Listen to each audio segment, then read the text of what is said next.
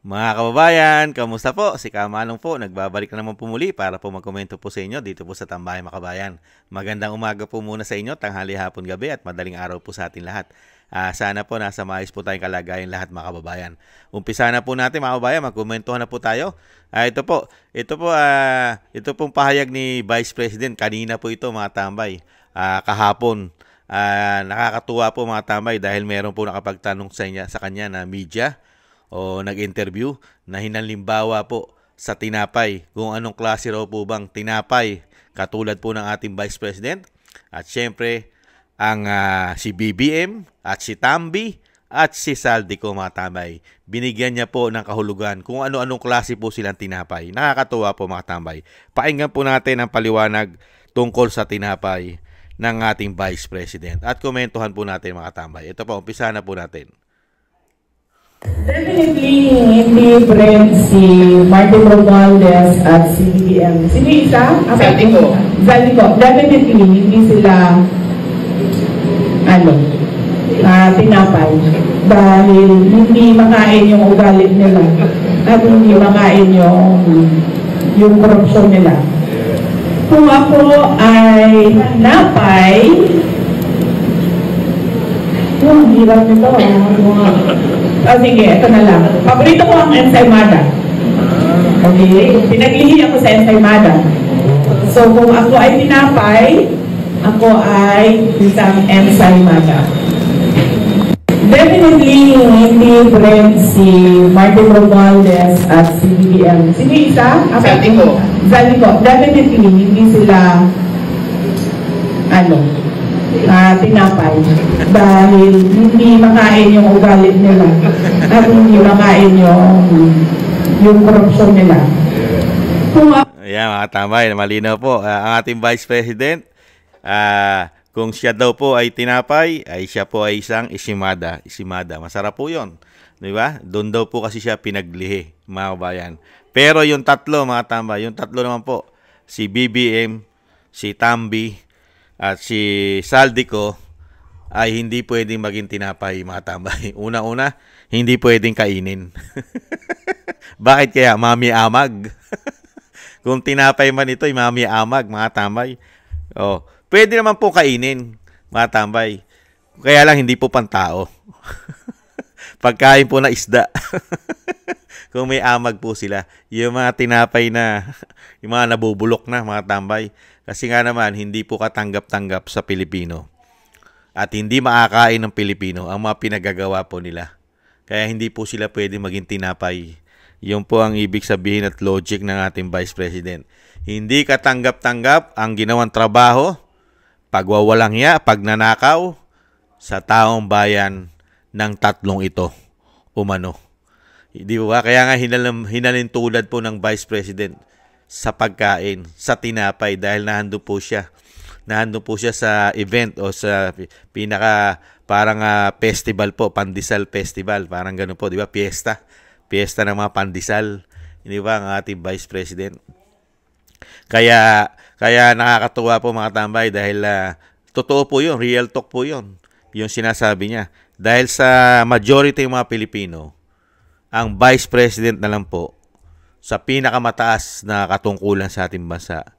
Ang Vice President na lang po ang pinagkakatiwalaan ng majority ng Pilipino sa ating bansa kasama po ang mga OFW. Si Vice President Sara Duterte. Ikumpara mo sa Pangulo na napakahusay magsinungaling umano. Puro kasinungalingan. Baliktad ang sinasabi.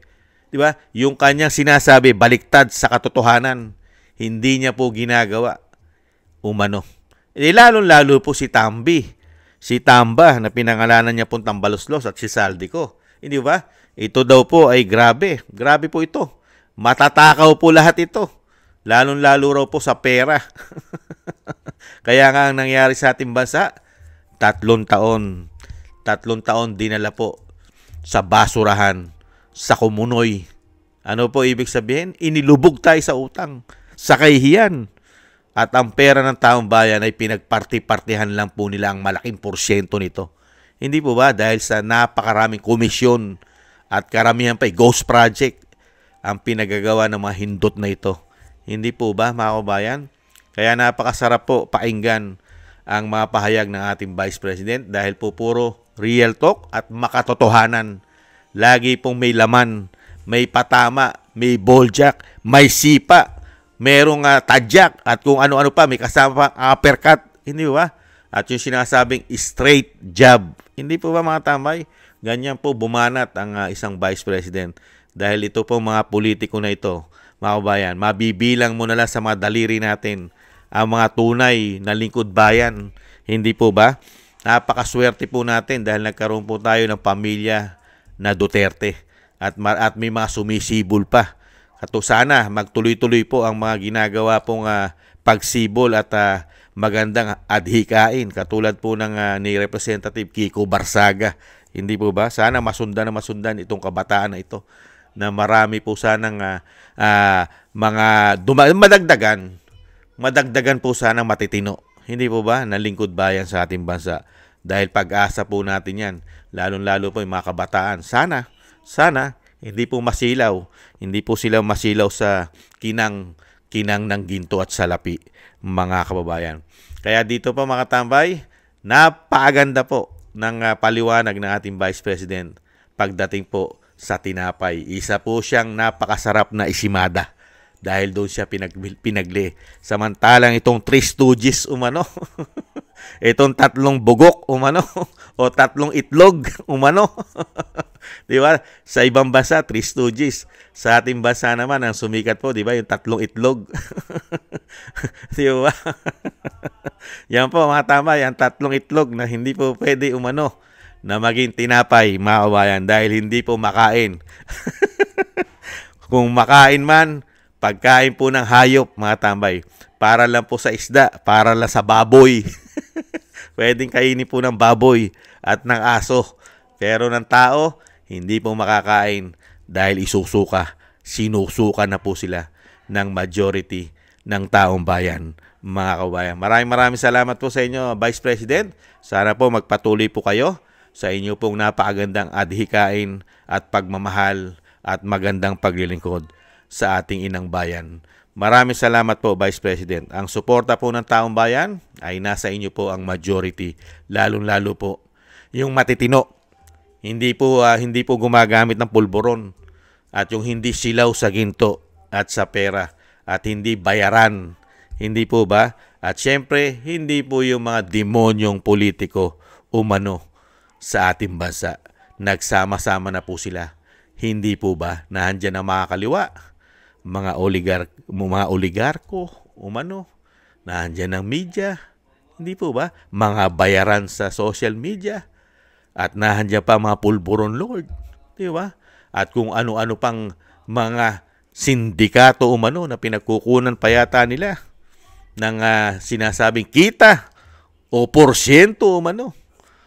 Di po ba? Dahil mismo ang Vice President, sinabi rin po yan na pinagkukunan po nila yan. Katulad po ni Tambi. Pinagkakakitaan daw po nila pati mga sugal umano, mga kababayan. Maraming salamat po sa nagusto po ng ating tambayang mga kabayan sa YouTube at TikTok, mga tambay. Thank you po sa inyo. At syempre po sa mga subscribers po natin, maraming salamat po sa inyong lahat. Sa mga nagbibigay po ng at sa nagbibigay po ng tulong at biyaya, shoutout din po. Thank you po. Thank you po sa inyo, Tatay Nick. Kay Tatay Nick po, shoutout po sa inyo. Maraming salamat po sa binigay niyo pong biyaya kay Tatay Nick ng 4431. Thank you po, Tatay Nick. At syempre po, sa mga dasal po natin, mga tambay, sana po yung pamilya Duterte po ay sama po natin sa dasal po natin palagi na maingatan po sila, lalong-lalo po sa kapahamakan. At madugtungan pa po ang buhay at kalakasan at makalabas na po sa lalong mabilis ang dating Pangulong Duterte. Maraming salamat po sa mga dasal po ninyo, mga kababayan. At ganoon din po mga tambay, tayo po'y magdasal at manalangin nang tayo po'y maingatan. Maraming salamat po mga tambay. Ingat po. Konting tiis na lang po. Tiis lang po tayo. Paalam. Bye-bye.